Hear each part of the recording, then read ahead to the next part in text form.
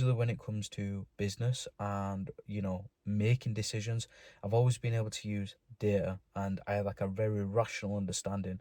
This is what I need to do because this will be the outcome. But yeah, when it came to going to church, something was just pulling me in, and I didn't really know what it was, but it just made sense to go.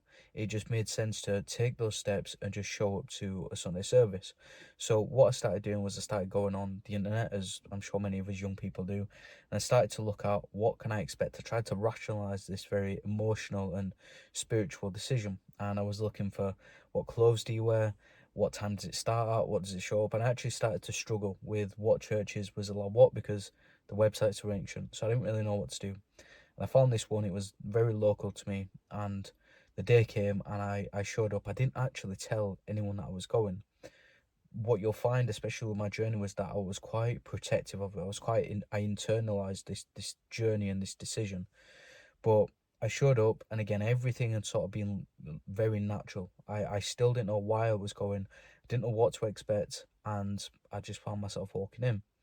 So I went in and I had the first service. I've done a very special video on my actual first experience at church. I would actually go recommend and watch that, because the way that the Holy Spirit, my encounter with that, and some of the others that I'd had in the past are really quite special. So you will enjoy that. But I sort of joined, went the first time. I sent a voice note to one of my close friends afterwards, and that was the only real thing that I'd sort of shared about what it was like going there. And I just knew instantly that I belonged there and it was the right decision. It's very rare, especially in business, that you make a decision and it pays off instantly. But yeah, I walked in, and within 10-20 minutes, I knew this is exactly where I needed to be.